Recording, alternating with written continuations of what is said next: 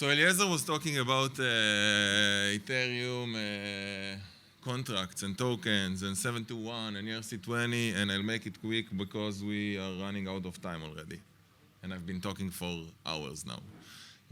So Ethereum events. So what's the idea behind Ethereum events? Basically, when you write a smart contract, you need to decide what you want to save on-chain and what you don't want to save on-chain and what you want to do with your data and what you want to do with the data when you are within the blockchain and when you are outside the blockchain. עכשיו אתה דבר, אוקיי? אני רוצה שתדבר למיקרופון, זה מוקלט, זה חשוב שיהיה סאונד טוב בהקלטה. טוב? תודה רבה. Hey. Okay. Events. So first of all, events allow us to easily query any information afterwards of things that happens on the blockchain and on transactions. We can listen to events, we can subscribe to events, we can subscribe to logs that I will show. Basically, a super simple contract where we have a very simple event, stored number. The idea behind writing this kind of event is if we will want to get this data off-chain after the transaction is done, why would we want to do it? So first of all, we might want to test our contracts for specific variables. We want to index some of the variables to be able to access them easily in our dApps, things like that. We want to update our front-end application. We want to show on our front-end application, you just bought a new NFT, you just bought a new ERC20, you just received something. We want to listen on our dApp. We want to create data sets, and that's what I'm going to show today. I'm going to use subgraph of the graph to show how I'm reading blockchain data that I wrote with logs. And the main point behind logs is it can save a lot of gas by doing it right. Instead of writing unnecessary things on-chain, we can just log them out and query them off-chain because we don't really need them always on-chain. So how do we emit events? So basically, like we've seen here, the event was called stored number, and to emit it, we basically emit the same event, just with the right parameters.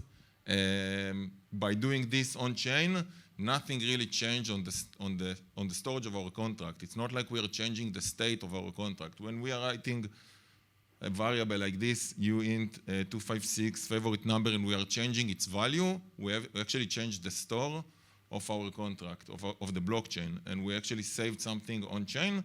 When we are writing events, we are not really changing the store of the blockchain, we are just writing logs. So probably a lot of you saw this on Etherscan, that you can actually go and you can click the logs tab and you can see what the logs is. So like I said, it cannot be accessed by smart contracts, and it's super important to understand how it can be accessed and when we want to access it. So each log that we see on verified contracts will have a few important parts. The first part will be the address of the contract that emitted the event. The name of the event is basically, and the topics is basically most of the time the same thing. The first topic that we will have is a signature of the name of the event.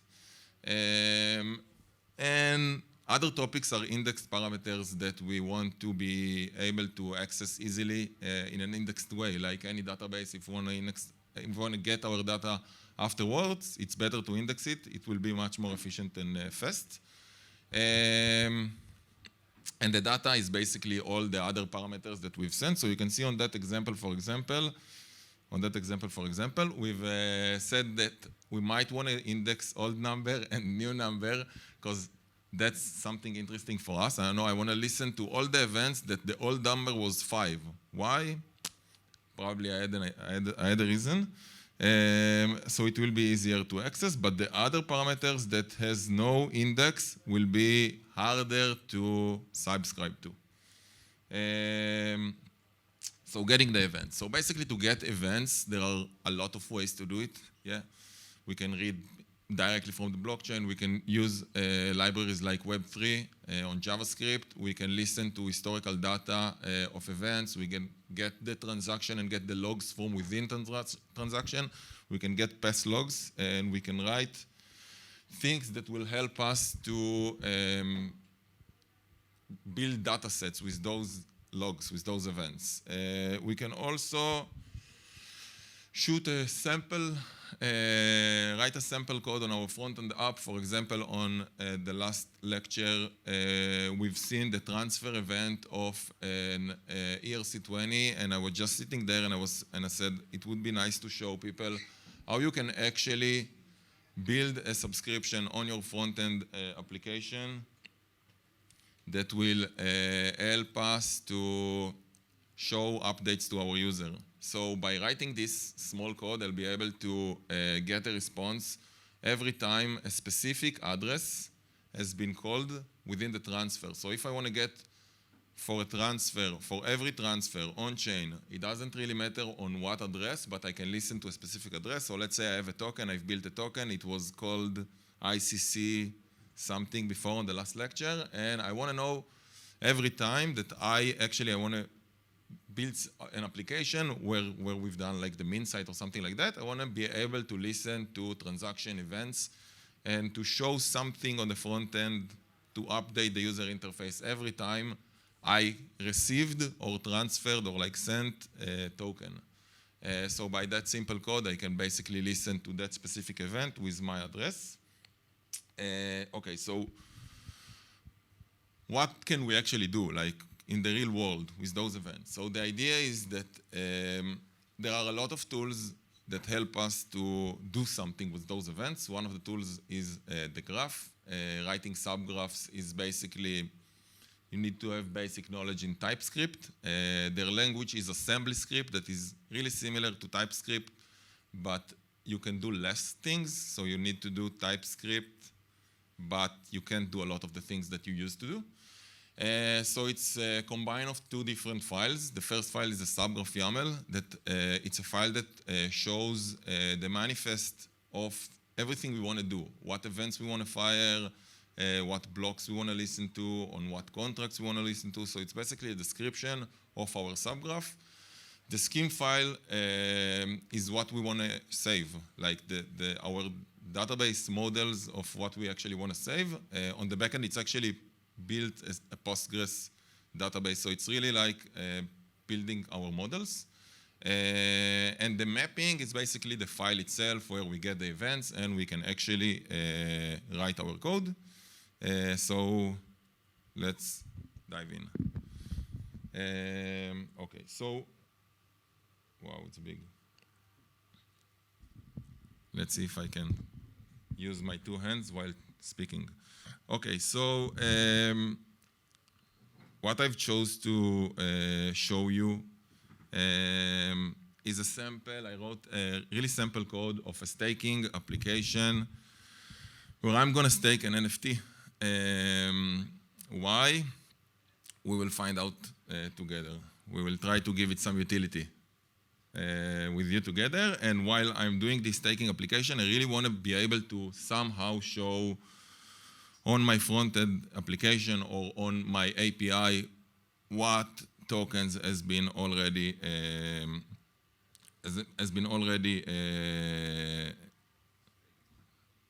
staked on the application. So, like I said, we have the subgraph YAML. I will start from my contract. So on my contract, I have two contracts here. One contract is the NFT contract. That it's like a very super simple Open Zeppelin implementation of 721. I've implemented that implementation and I created a free mint function where I'm just creating new NFTs for the user that wants to mint them. When I'm minting NFT, actually there is also a transfer event, and we are on NFTrade actually listen to all transfer events on all NFTs contracts, and we are built with the graph, and we are building an API to be able to, or like an index to be able to get every NFT on-chain and to show ownerships of NFTs and to be able to also get NFTs by wallet. So some of the data that you don't find on-chain, you don't really need on-chain, but you might want to show them on your application. So if I'm connected my wallet now to OpenSea or to NFTrade, and I want to see all my NFTs on my wallet, how does it actually happen? So this transfer event, basically, we can listen to all those transfer events with a subgraph and build an indexer of all NFTs per given wallet, and we can do much more. We can show statistical information, for example, about how many NFTs were minted in every day, and build like Dune Analytics website that they are building a lot of statistical information. And we can do a lot by building a subgraph. I will show a super simple implementation of this idea. So I'm not really dealing with the NFT contract. I've just created it to have an NFT, and I created the staking contract. So on my staking contract, basically, I created one mapping, so I will save the owners, or like we can call it also original owners maybe, of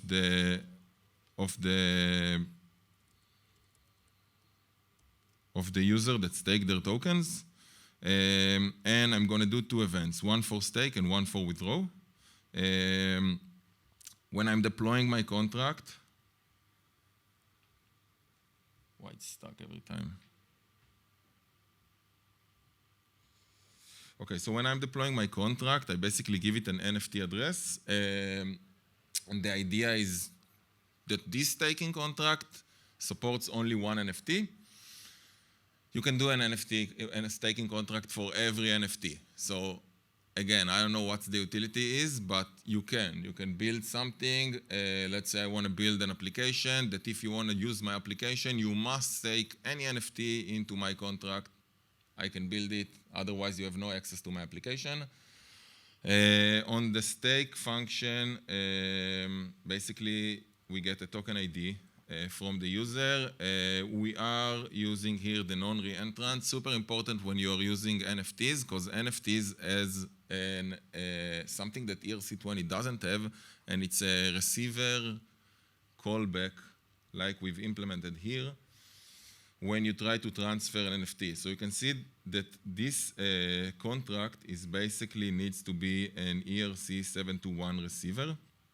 If it's not, it won't work. And on the ERC721 receiver, basically what it says is that I'm implementing the on ERC721 received. If I'm an NFT and I'm trying to be transferred to someone else, when I'm trying to be transferred, I'm checking if my transferer or my receiver is a contract. So before we are transferring tokens, why it shows me this one? One second.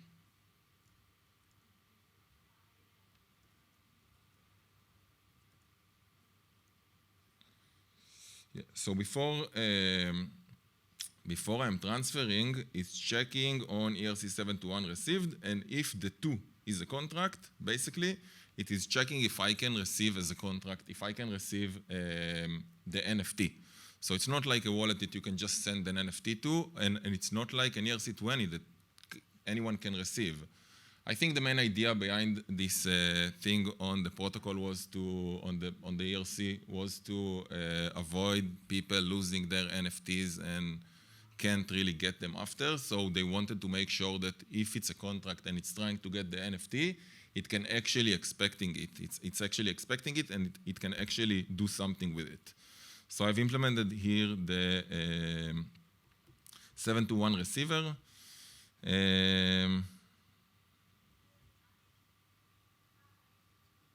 Yes, okay.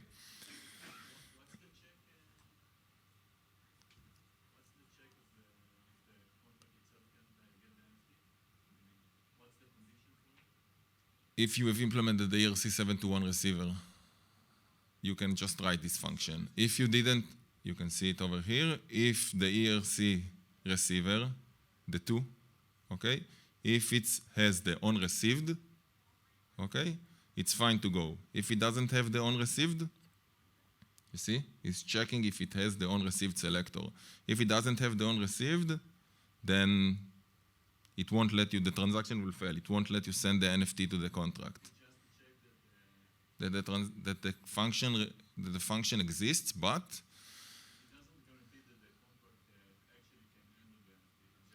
it just checks that you've implemented the receiver, but like the Wolf game, for example, they were taking this and making this a security breach by actually doing something on the receiver. So when I'm receiving an NFT, I can do something, and if you can see, it happens before the transfer.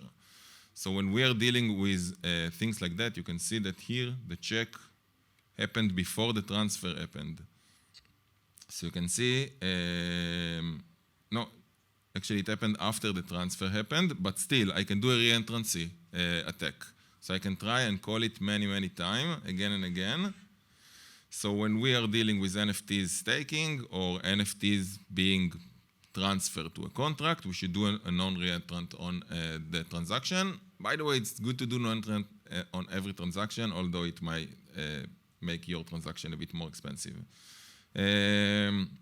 Okay, so what I'm trying to check here, I've basically checked that the NFT owner is really the message sender. I'm taking the NFT first of all. When you are doing a stake or when you're trying to do a transaction that actually changes the state towards taking something, first of all, take it. Before you're changing the state, first of all, take what you want to take. So first of all, I'm taking the NFT before I'm updating the owner on the original owner actually is the original owner, and I'm emitting the event.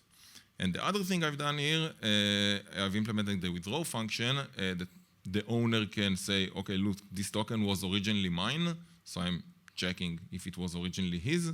If it is the other way around, I first of all update the state of my contract before I transfer. So this is not good. If I will do it like that, and I have no reentrant, I'll be able to take the NFT and call the withdraw function again and take the NFT and call it again and stake it again. And for example, if it's doing something like, first of all, it's saving how much I earned and then doing the transfer and then updating that I've already took it, so the require will not fail here and I will be able to call it again, again, again. I basically can take all the NFTs or all the funds from a contract. And that's what happened on the Wolf game, because there was like an earning something of a token that helped me make my crazy whatever. So,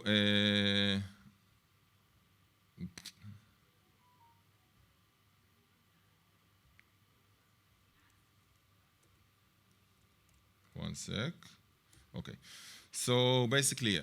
So on that withdraw function, I'm updating this original owner is not the original owner anymore, earning whatever, any utility for the token, for the NFT, why would I stake? That would come somewhere here.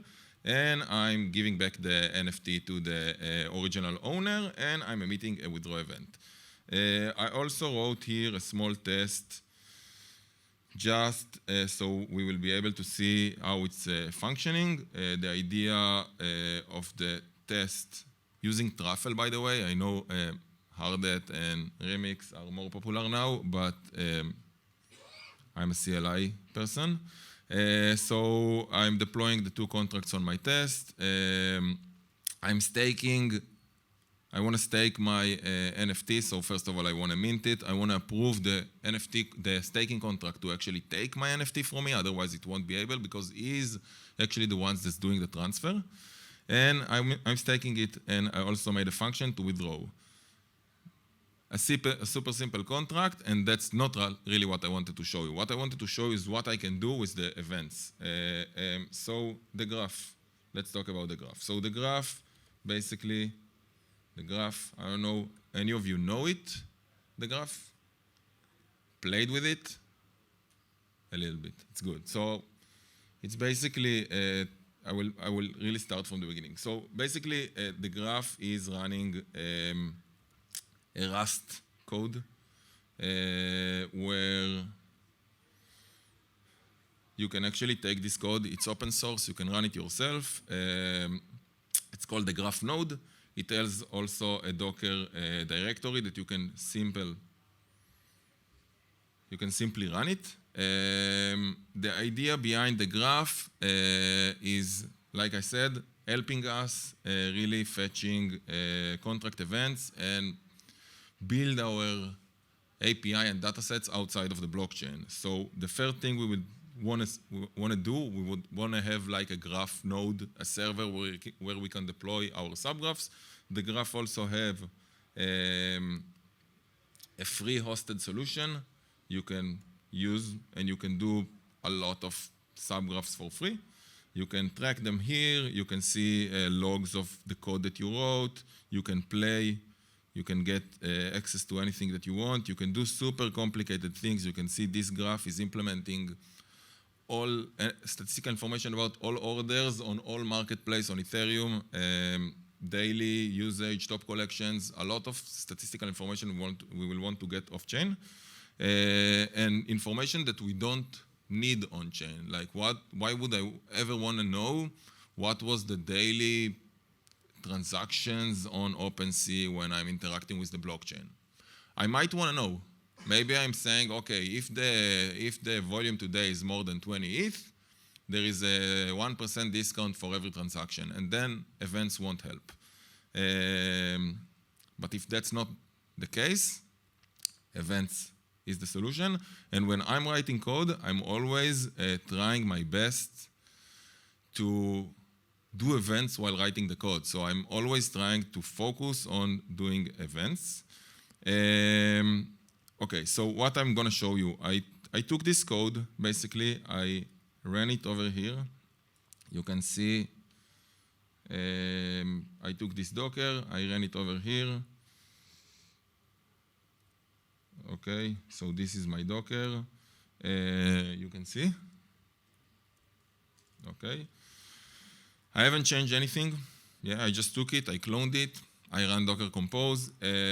On Macs, that works. On other computers, I'm not sure. It really depends on the Docker implementation of the computer. On Linux, I know it doesn't work. And another thing I've done, I am running a local, where it is, I'm running a local Ganache CLI. It's not this one. I'm running it somewhere. I'm running a local Ganache CLI. I just went and did like a Ganache CLI after I cloned Ganache, and it says that it's already in use because I'm running it somewhere. Okay, so I'm going to run this subgraph. I'm going to run the graph node. Yeah, I'm not doing anything yet. I'm just going to run this graph node. I'm going to build it, and I'm going to run it. And I'll go, after it will run, I will get back to my application. So you can see it's running, and it says that it's listening on some ports. I will get back to my application over here. And the first file I'm going to write is my subgraph YAML file. So on my subgraph YAML file, I'm saying I'm listening to an Ethereum contract, and my name of my contract is staking, and I'm listening to local network. That's, by the way, something that I think I said I haven't changed anything, but I've changed this one from mainnet to local. Here is the network you're actually going to talk to. So you can do multiple networks by doing something like that. So just like with a space, and then you can do another one for, let's say, BSC, and then you need an RPC for BSC, and then we can do another one for Avalanche, and the only thing that matters is what you write eventually on the network. One subgraph cannot communicate with different networks, but the idea is that you can do multiple networks on the same graph node, and you can deploy multiple subgraphs from multiple chains to one graph node. But each subgraph has to have only specific network. So let's say I'm a multi-chain application and I'm having my staking contracts on multiple chains and I want to use one graph node, I can do it. The next part would be what source I'm doing. So that's the address of my contract. I don't really need to specify. It's not a must. It's not required. I can listen to all events that has a specific topic, a specific structure. And that will help me to index, for example, all transfer events for all NFTs. Here, I want to listen only to this event because I want to index all the staking events that happened on my contract. So the ABI called staking, and I'm starting from block 1. Let's go to the API implementation. So the ABI basically is the file. I'm running here the same, like it's a truffle application that has also subgraph within. So the ABI that Eliezer showed that he took before from Etherscan can be taken also here. Here I'm just bringing it from the build of my truffle. From the compilation of the truffle, I already bring the ABI from here. And so I'm saying like what file my ABI is, and then what's my event handlers. So the graph can handle more than just events. It can also do block handlers and call handlers, I think it's called. So it's like listening to call. Like if you didn't write events, but you still want to index your contract that you've done before this lecture and you didn't know it, you can still do it. You can listen to call handlers, and then you can do something with this information. You will be able to get what information we got from each function, like what data we passed to each function, and we can do also statistical information about that. I'm listening here to 2 events. The first event would be the stake, and the second would be the withdraw. And I'm saying like what functions are going to take care of this. So that's the first thing I've done. We didn't see those functions yet. I will show them soon. And the first thing the next thing I want to show is my scheme. So my scheme is basically 2 entities, one for users and one for tokens. User has many tokens, and each token belongs to a user right now. And what I wanted to see, I wanted to get an idea of what users staked what tokens on my contract. And now I'm going to write my code. So my handle stake would go into this file, the mapping TS, and on the mapping TS file, I'm basically writing function that's called handle stake that gives me the event. The event is basically some TypeScript or assembly script that subgraph or the graph built for me, and it will have basically params of the event, the specific event I'm listening to. So you can see my event has user and token ID, and that's what we've done over here. So you can see over here that my event has an index of user and a token ID. I'm listening to, I'm taking those parameters, I'm creating an instance for my user, like an entity, and for my token as well. And I'm updating the token belongs to that user. When it happened, maybe this was better to call this one a stake, because like this is more like a stake event, actually. And that stake event could also have something like an timestamp or like block timestamp. So the idea is that we need to give some ID to each entity that we create to be able to actually create some uniqueness and to create like an indexed version of each one. I know that we've started a bit late, so I will just show what's going to happen in the end, and I will leave you some time for questions. I wanted to do more hands-on, but the computer was not working. So eventually, when I'm finishing my code, and I finished my code because I wrote it before when I was sitting over there, I'm having my package JSON where I can do graph functions, like write graph commands. So one of the commands would be code generation. I want to build my code. Maybe I even have it over here.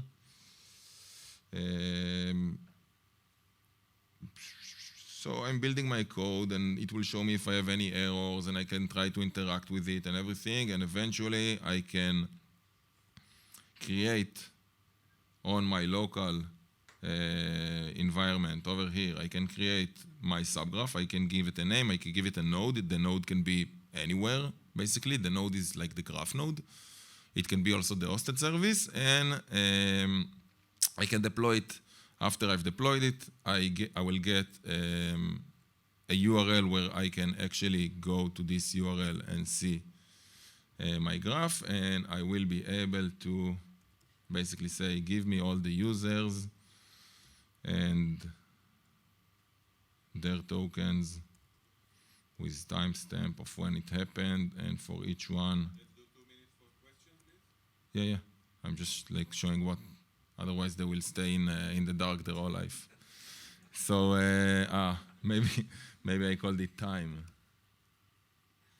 Yeah, so yeah, you can see that this user has like this token staked, and this user has token ID number 4 staked, and those are the two users that staked their tokens, and the only way I can get this data is basically off-chain. There is no way to really get this data on-chain. The mapping is really, I won't be able to say, give me all the users and their staking with timestamps and everything. So the idea was to build an API where we can actually get this data and do something with this data and build real world applications. Questions? Yeah. Do you have to supply your own RPC provider like before? You can use any public RPC provider for it, and you can also use a hosted subgraph. So for start, you should use a hosted subgraph using the graph website. They take care of everything, and it's free. They also have the studio that you need to stake some GRT to get, like they have some utility for their tokens, so you'll be able to use their service, but that's only on Ethereum, and they are deploying more chains soon. When your application is like really in production and their solution is not good enough, I would suggest, doing your own node, your own subgraph node, and your own RPC and everything, because like they have 95% of uptime for the free service, so yeah. How do you supply historical events? So when you deploy the graph, you actually tell it, I want to start from a specific block. It has to be connected to an archive node. So you can see that over here on my subgraph YAML, I told it, look, I want to start from block number 1. Basically, this needs to be the block of the transaction of the creation of this contract. So starting from that block, everything that happens, like I can explain, for example, that we are building something that we actually query within the subgraph, the LP, like from Uniswap, the LP token balance of USDT from Ether, and we can actually get the USDT value of the Ether at a specific point. So when I'm running from the Genesis block even, I can build a subgraph that will show me all the Ether value that was ever been. I can do this with a subgraph just by listening to since the LP token was created on Uniswap. So you can do crazy stuff with this archive node, and it will give you the values from the same point. So that's everything for historical. More? That's it? Thanks.